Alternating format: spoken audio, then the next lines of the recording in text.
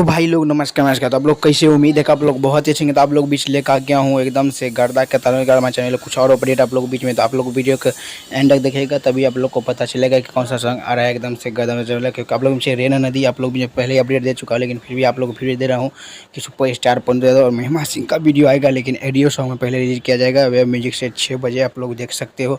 सागर दिए है और गीत दिए है सागर, और म्यूजिक से है आर्या शर्मा। तो आप लोग जाके जरूर देखेगा।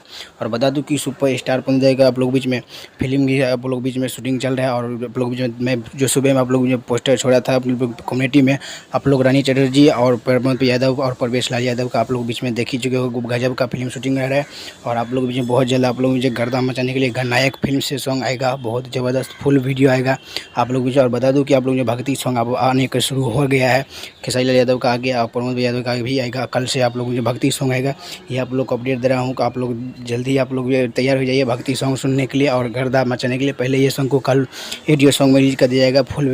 फुल आप लोग देखिएगा, full video full audio song सुनिएगा। और बता दूं कि भक्ति सॉन्ग को भी आप प्यार जरूर दीजिएगा। अब आएगा, चैनल को सब्सक्राइब कर लीजिएगा, चैनल पर नए आए हो तो। तब तक मिलता हूँ अगली वीडियो में।